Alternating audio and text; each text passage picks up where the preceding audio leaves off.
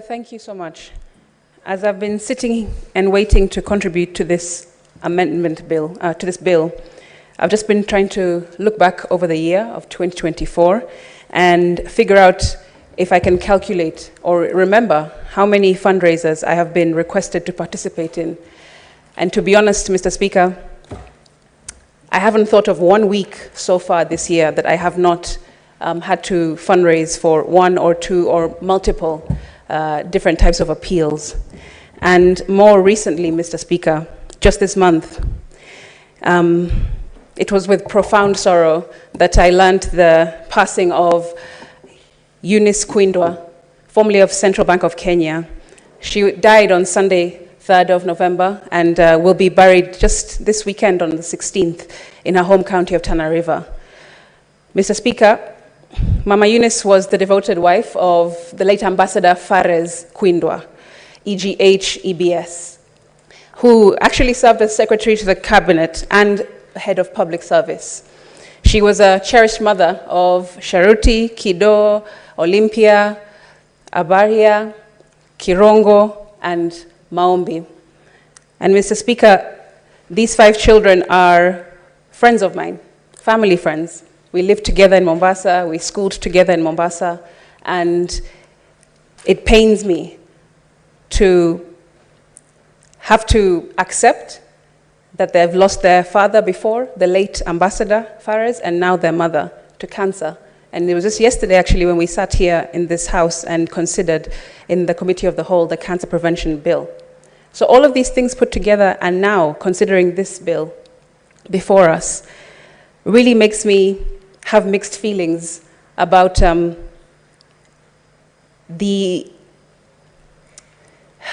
we're going to implement this in the fairest way possible, Mr. Speaker. And I really enjoyed your contribution, actually, Speaker, when you did so just a few minutes back.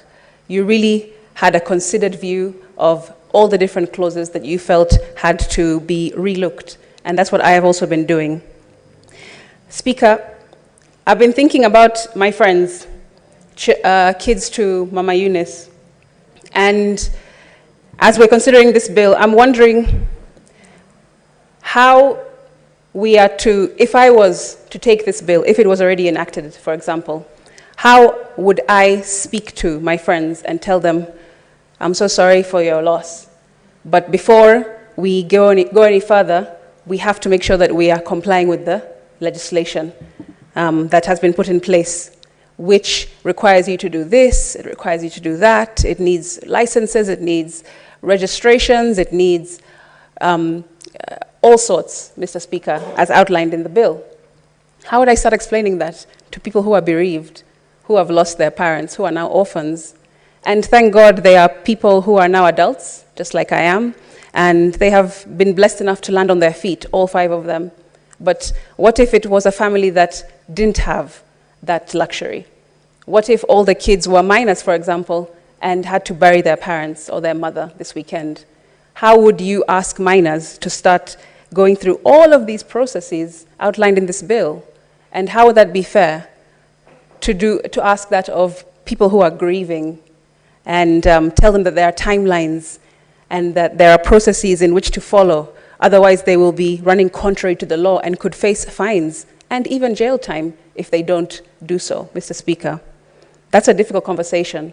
I also thought about what of the cases where people have multiple fundraisers that they're doing at the same time. For example, bringing a body home from abroad where somebody has passed away. That's one type of fundraising appeal, perhaps. Then maybe another committee within the same family is taking care of the funeral costs now in the home county of the deceased person. And maybe there is a third fundraiser because they have to think about the children of that deceased person and how they're going to go to school. So in one family, there could be multiple fundraisers which are going on concurrently. How do we deal with that through this bill? Mr. Speaker, like I said as well, how do you deal with, how does this bill deal with situations where, for example, you're looking at people who are marginalized groups? How do you ask, for example, Mr. Speaker, I know in Nakuru County I support a young lady whose mother is schizophrenic, severely so, and she's only in her early 20s, just a young girl, taking care of her mother who can't take care of herself. What if, in her case, because she needs fundraising, which is continuous, to get medication for her mother, which is very expensive in light of schizophrenia and those kinds of intellectual disabilities, developmental disabilities, which are also invisible, how do we then convince or support such a situation through this bill? I think there are several things that we haven't really considered about the real life situation of what is going on the ground. And there are some, and I do understand the objectives from the majority leader, which I read through in the preparation of my contribution, which are very noble and, to be honest, very progressive in my view. I just think that we are a democracy that isn't quite there yet because the majority of our population are still very, very needy in many, many ways. If this was Switzerland, or if this was Australia, or if this was the United States, Canada, perhaps we could think about realizing this in the best way possible, but we're not there yet. And I'm not sure that we will be helping, but I think that we might be actually hurting the situation if this bill does not really go through a lot of corrections and a lot of amendments to try and cure some of the issues that have been raised by many senators this evening. Mr. Speaker, we don't want to promote this one objective, which I see here, the culture of dependency. I'm not sure that that's a fair statement because of the kind of society we live in. We are dependent. That's just the fact. It's a reality. The majority of us, the majority of us are dependent. And we don't want this kind of bill to speak to the masses, to the public, and to say we are punishing the majority whilst trying to control the minority who may abuse Harambees, who may abuse fundraising appeals. How can we justify that to the masses, which is the majority of Kenyans, Mr. Speaker? We don't want to speak or legislate from a point of privilege, is what I'm trying to say. And I fear that I'm really concerned that that's what we might be risking if we continue without heavily amending or even rethinking this entire subject matter, Mr. Speaker. I want to go to some of the provisions. I'm sure people are asking themselves, do I need a permit to conduct a fundraising appeal? How would they know? Well, some of the criteria here are very, very dense. So it says that for one to conduct a public appeal fundraising or a Harembee, they must obtain a permit, has been said. So a person cannot conduct a fundraising appeal unless the person has applied for and obtained a permit. And a person who intends to conduct a the fundraising appeal shall apply to the CS, as the case may be, etc. What information do they need in this application? So they'll need information around the full name and address of the person intending to conduct the fundraising appeal, the purpose of the fundraising appeal, the necessity of conducting the fundraising appeal, the date on which the fundraising is to be conducted, the names and contact details of the persons assisting in conducting the appeal. You'll need the amount intended to be raised through the appeal. You'll need the estimated expenses to be incurred in conducting the appeal, a statement regarding whether any monies have been received with respect to the matter pertaining to the fundraising appeal from any person prior to the date of the proposed fundraising appeal, the place at which the collection is intended to be made, and the expected time frame for the appeal. Mr. Speaker, just me saying that was a mouthful. I struggled even just to say all of those criteria. Now imagine somebody who is in a marginalized group or in a marginalized part of the country who has no clue about this bill. How will this reach them? Imagine those who are illiterate trying to put all this together in the midst of bereavement, being bereaved. How are they going to manage? I'm trying to think about, like I said, persons with disabilities, especially those with intellectual or severe disabilities. I'm trying to think about minors who also may need to conduct fundraising appeals for one reason or the other. I'm thinking about people who are indignant, who need to also adhere to these provisions and these criteria. And I just feel like we may be over-legislating and missing the intent of, or the spirit of a fundraiser, because we're trying to control or cure or curb corruption, as has been alluded to by some other members who have contributed. We can't cut off our nose despite our face, Mr. Speaker. It's difficult as well to continue thinking about how we are going to really realize and implement this in the best way possible, Speaker, because it will need the general public to be sold to this bill.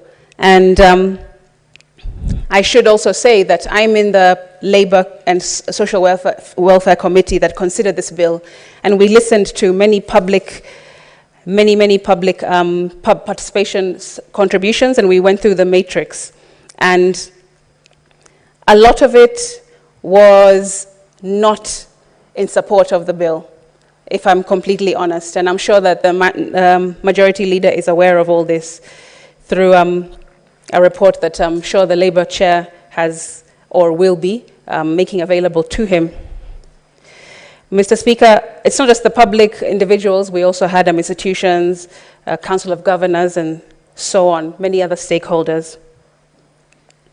Mr. Speaker, I want to just share a couple of these thoughts that I found quite interesting myself and powerful when I listened to them. They opposed the sweeping provisions of this bill in general, Mr. Speaker, like I said. They said that this bill, which seeks to regulate public fundraising activities, commonly known as Harembee, is fundamentally flawed in its approach and its intent. Rather than address the root cause of the pervasive need for public fundraisers, the bill focuses on controlling the symptoms of systemic government failures. While they acknowledge the need for regulation in specific areas, Speaker, such as fundraising activities involving politicians, especially political aspirants and religious institutions, these citizens believe that the bill in its current form unfairly burdens ordinary citizens who rely on community support to address gaps in essential services by the government. They advocate for a more focused approach that targets the misuse of public funds and resources by those in positions of power, Mr. Speaker.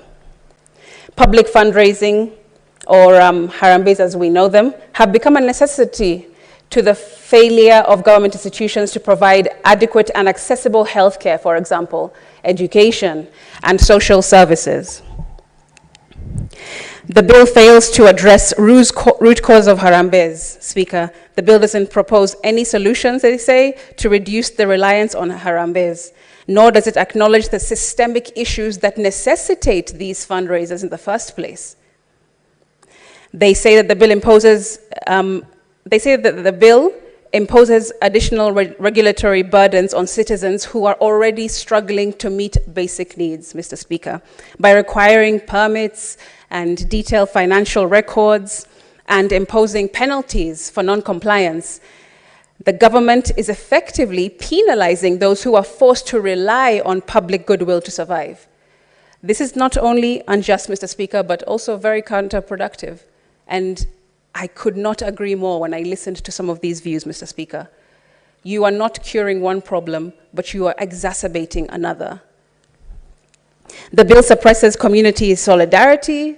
They told us it undermines the very fabric of our society, where communities come together to support one another in times of need. Ubuntu, Mr. Speaker. That's what African culture is about. That's what Kenyan culture is about. The resources and effort required to enforce this bill would be better spent, Speaker, on addressing the underlying issues of healthcare, of education, and social welfare. Go down to the root. Instead of policing citizens who are trying to help one another, government should strengthen public institution and infrastructure to reduce the need for such fundraising, right? We have to get to the root of the problem, not just deal with the branches and the leaves of a problem. Otherwise, we may be doing an injustice to our people who most need this particular type of community service, not service, pardon me, this type of community support through fundraisers. Senator Cryistal, you have got 5 minutes out of your time to conclude on your contribution. Thank you very much, Speaker. I was actually going to my conclusion. Thank you.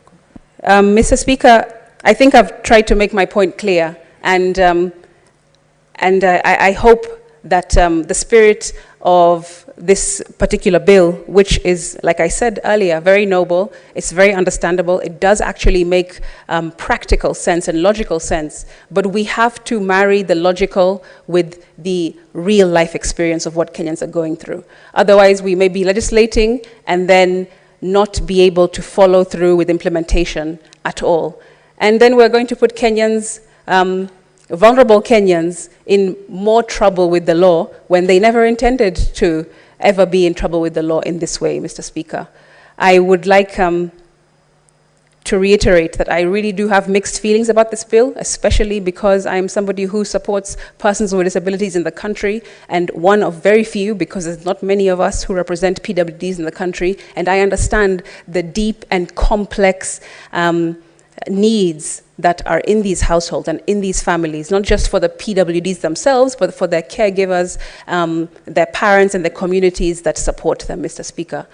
I think that some of these legislation that we come up with in this House and contribute to and debate on and ultimately pass or not pass, Mr. Speaker, we need to start thinking about them holistically and not from a place of privilege and say things like we're trying to reduce dependency in the country. We are dependent.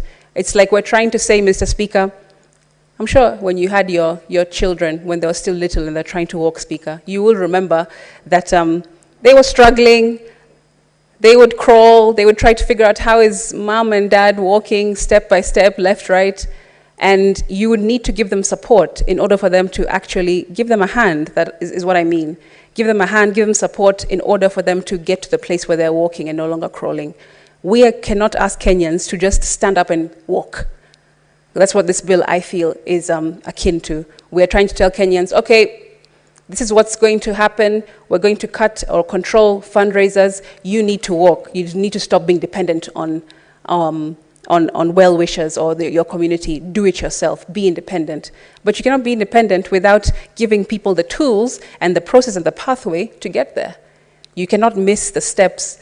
You have to go from A to Z systematically. You cannot make people try to jump from one point to the next without any support in the middle, Mr. Speaker. I would like to end my contribution there, and I'm not sure that I support this bill unless really there is some heavy lifting done in the amendment stage, which is going to come up next. But I do appreciate the majority leader for what he's trying to do. It is absolutely progressive, and I thank him for all of his industrious effort. Thank you, Senator Cryistal. I call upon Senator Murango James. Asante sana, Mstahiki Spika.